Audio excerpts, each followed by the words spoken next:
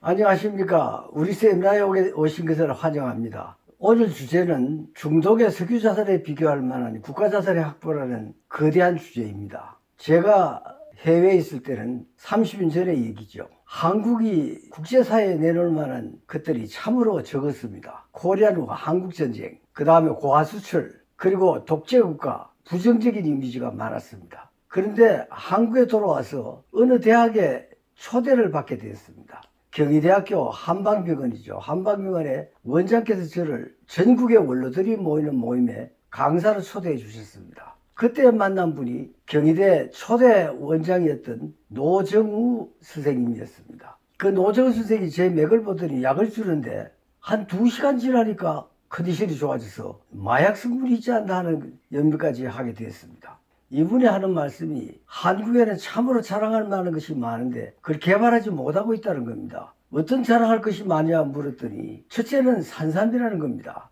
저한테 주신 그 약 속에 산삼이 들어있다는 겁니다. 그러면서 산삼에 뭐 때문에 산삼이 그렇게 좋으냐 물었더니 한국에서는 사포닌 하는데 그건 아니고 일본에서는 뭐라 그러냐 하면 R 시리즈라고 그러는데 RB, RG, RH 이렇게 해가지고 한 10가지 그것이 많이 들어있기 때문에 산삼이 좋은 약이라는 겁니다. 그리고 하시는 말씀이 다당류가 그 산삼에는 많이 들어있는데 그게 뭐냐 하면 삼의 쓴맛하고 단맛이 같이 우러나는 그 깊은 맛, 그리고 그 속에 향기가 아주 오래가는 어떤 성분인데 이 성분이 구체적으로 뭔지는 아직도 모른다는 겁니다. 그래서 그것이 높아지면 산삼이 좋은 산삼이라는 겁니다. 왜 그렇게 되느냐 물었더니 이분이 하는 말씀이 게르마늄을 많이 머금고 있는 산삼은 다당류도 많고 알시리즈도 많다는 겁니다. 그래서 약효가 뛰어나다는 거죠. 선생님은 그걸 어떻게 압니까? 물었더니 자기는 오래 해서 이파리 칼라만 봐도 안다는 겁니다. 그걸 어떻게 알 수 있습니까? 물었더니 하는 말이 게르마늄을 많이 먹으면 산삼은 알류가 높고 그 다음에 다당류가 높고 또 어떤 성분이 많아지는데 그렇게 하면 완전히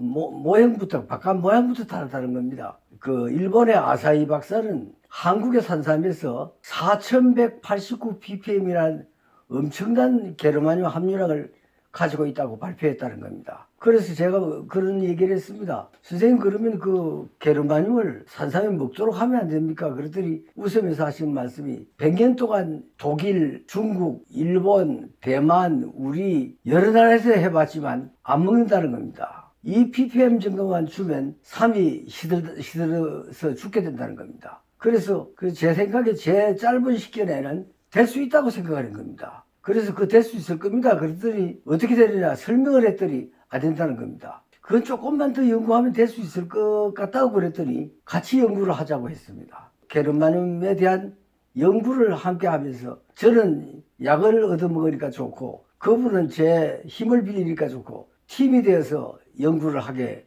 됐습니다. 그 세월이 벌써 26년이 흘렀습니다. 지금은 어떻게 됐을까요? 우리 산양삼에서 4189ppm을 훨씬 넘어서 7900ppm까지도 짧은 기간 동안에 그 함유하게 되는 기적 같은 결과를 얻게 되었습니다. 오늘 주제는 이 산삼에 들어있는 게르마늄의 성분에 대한 얘기가 되겠습니다. 그러면 게르마늄이 어떻게 그렇게 좋으냐 물었더니 게르마늄은 무기라는 겁니다. 무기인데 이거를 먹게 되면 독성이 있어가지고 사람에게 해를 주기 때문에 먹으면 안 된다는 겁니다. 그러나 식물성 게르마늄만은 해가 없고 많이 먹어도 문제가 없고 약성이 아주 뛰어나다는 것을 말하면서 대만의 자오 박사 얘기를 해 주었습니다. 그 자오 박사라는 분은 대만 국립의료원의 원장으로 계셨던 분인데 이분이 한국 산삼을 연구를 했던 모양입니다. 그래서 한국 산삼의 그 가치를 아주 높이 평가했고 노 박사 자신도 하시는 말씀이 산삼은 하나님이 내린 인류에게 내린 최고의 약초라는 겁니다. 근데 그것을 제대로 약성을 업그레이드 시키고 원래 그것을 되찾게 하는 노력이 필요한데 우리는 그걸 못 해내고 있다는 겁니다. 그래서 그걸 해낼 수 있다면 한국의 살이 얼마나 많냐. 국토의 73%는 살인데 거기에 산양삼을 다 심어가지고 게르마늄을 먹도록 해버리면 우리는 중동의 석유 자산보다 훨씬 더 나은 국가 자산이 가능하다. 이 말씀에 젊은 제가 완전히 요즘 말로는 뿅 간 겁니다. 그래서 이분과 같이 연구를 한 세월이 26년이 흘렀습니다. 이 게르마늄이라는 건 원래 게르만 민족의 돌이라는 뜻입니다. 이것은 빙클러라는 독일학자가 발견해가지고 붙인 이름이고요. 이걸 세상에 알려지게 된 것은 불란서의 루르드라는 샘물입니다. 그 당시에 오래전의 일이죠. 수비를 하는 13살 난 소녀가 뇌와 신장 합병증으로 그 당시 의학 수준으로서는 살 수가 없는 겁니다. 그런데 이 소녀가 기도하는 가운데 천사가 나타나서 따라 뒷산 동굴에 가서 씻으라고 하는 얘기를 해주었습니다. 그래서 그 말을 어머니 아버지한테 말씀드렸더니 데려가서 씻고 먹었는데 그 합병증이 나은 겁니다. 그 일을 계기로 해서 이 사건이 불란서 전역에 그다음 유럽의 전역에 알려지게 되면서 무수한 환자들이 거기를 찾아오게 되는데 지금은 거기가 캐톨릭 성지가 돼 있고 그 다음에 1년에 300만에서 500만이라는 많은 사람들이 치유를 목적으로 찾아드는 그 세계 최고의 약수터가 되어 있습니다. 이것을 그 캐톨릭 교회가 성지화하려니까 알렉시스 카렐이라는 노벨에서 평화상을 받은 의학자가 반대를 하고 났습니다. 그 이분이 반대를 했지만 실제 가봐야 되기 때문에 여름에 거기를 방문하게 됩니다. 가는 길에 열차칸에서 폐혈성 어떤 질환을 앓고 있는 부인을 만나게 되는데 이분은 복수가 너무 차서 숨을 제대로 못 쉬고 기동할 수 없는 사람이었습니다. 근데 이분을 부축해서 갔는데 현장에서 그분이 낫는 것을 보면서 생각이 달라진 겁니다. 그래서 제자들과 연구한 결과가 건물에는 게르마늄이 약 한 5 내지 6 ppm 정도가 간헐적으로 흘러내려오는데 그때 먹고 씻으면 병이 난다는 겁니다. 이것이 세계에 알려지면서 마치 게르마늄은 인류를 모든 질병에서 구원해낼 만한 정말 놀라운 물질이라는 식으로 떠오르기 시작했습니다. 그런데 묘하게 그렇게 요란했던 게르마늄이 어느 순간 싹 사라졌습니다. 이유는 그걸 다량 가지고 있는 식물을 얻을 수가 없기 때문입니다.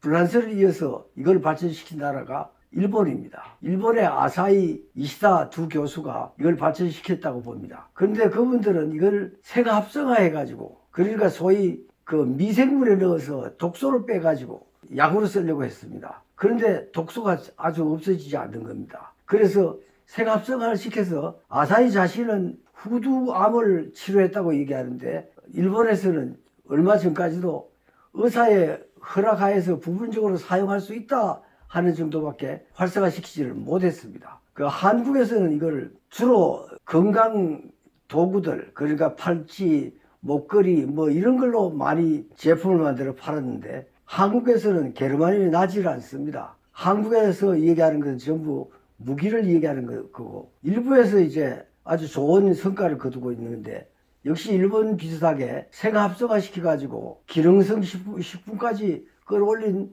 좋은 그 회사가 있습니다. 그런데 역시 이걸 가지고는 큰 효과를 못 보니까 미국에서는 식물에서 유기게르마늄을 채취를 해가지고 500ppm까지가 적절한 권장할 수 있는 양이다. 그렇지만 노 박사의 생각은 다릅니다. 노 박사는 이걸 오래 연구하면서 하는 말이 게르마늄의 함유량이 식물에서 올라가게 되면 아까 말씀드린 RU가 올라가고 다당체가 올라가고 몇 가지 요소가 높아지면서 산삼의 잃어버린 약성을 회복하게 된다는 겁니다. 이분은 여름만 되면 강원도 가 계셨습니다. 강원도 가서 게르마늄을 많이 먹을 거라고 추정되는 그 산양산삼밭을 돌아다니면서 거기서 한 3천 뿌리 정도를 채취를 해가지고 그걸 말려가지고 약을 쓰면 약효가 월등하게 뛰어나다는 겁니다. 저는 여기까지만 그분에게 그 혜택을 받아서 그분의 그 유지를 좀 살려가려고 노력하다가 보니까 오늘날 많은 발전을 가져오게 된 겁니다. 오늘 얘기하는 것은 건강식품이나 약에 관한 얘기가 아니고 산삼 식물에 관한 이야기입니다. 산삼과 게르마늄, 특별히 파이토게르마늄이라는 것은 식물성 게르마늄이라는 겁니다. 요 한도 내에서만 좀 설명을 해드리고 싶습니다. 지금은 저희가 짧은 기간 동안에 산양삼에서 7,900까지도 어렵지 않게 게르마늄이 나오는 놀라운 결과를 얻게 됐는데 이런 저희가 기대하지도 못했던 결과입니다. 노 박사의 이론에는 산삼 100뿌리를 캐면 2뿌리 내지 3뿌리만 약성이 제대로 들어있다는 겁니다. 4,189ppm이 들어있다고 했는데 아사히의 실험 성적대로 우리가 그것을 전부를 4,000 이상을 올릴 수가 있다면 이것은 대단한 공헌을 할 수 있지 않겠느냐. 그래서 오늘날 저에게 가지고 있는 것은 4189ppm을 단시 내에 뛰어넘을 수 있는 기술을 가지고 있는데, 우리 삶, 사냥삼도 좋고 산삼도 좋습니다. 일단 게르마늄을 5,000, 6,000, 7,000, 8,000 이렇게 함유할 수 있다는 이 사실, 이건 팩트입니다. 그리고 엄청 중요한 거고, 이게 어마무지하게 엄청 좋은 결과인데, 그러면 이 좋은 삶을 우리가 어떻게 활용하고 그것을 삶의 약성을 제대로 나타나게 해서 우리 건강에 도움을 주겠느냐. 제가 가만히 보니까 우리가 산이 그렇게 많아도 산삼을 실제 산삼이나 사냥삼을 심을 만한 땅이 우리 국토의 10% 정도밖에 안 된다는 겁니다. 임야에 가서 보면 물이 좀 많고 그늘지고 서북쪽 이런 방향을 택해야 하기 때문에 자연 상태에서 삶을 가꿀 수 있는 면적은 10%밖에 안 된다는 겁니다. 그래서 그것부터 우리 현실을 과도하게 평가할 필요는 없다고 생각합니다. 문제는 삶을 가꾸다가 보니까 많이 죽습니다. 사람들의 노동력이라는 게 엄청 많이 필요하고, 삶을 심어가지고 50%만 7년근까지 가꿀 수 있다면 대성공이라는 겁니다. 그 말이 맞는 얘기라고 생각합니다. 그냥 하는 것보다는 기계화를 자꾸 생각하게 된 거죠. 그래서 사냥삼을 심으면서 이걸 이제 기계화시키기 위해서 스마트팜 식물 재배기를 도입하게 됩니다. 요즘 스마트팜에 대한 얘기가 많이 나오는데, 예를 들어서 우리 남극에 한국 연구팀들이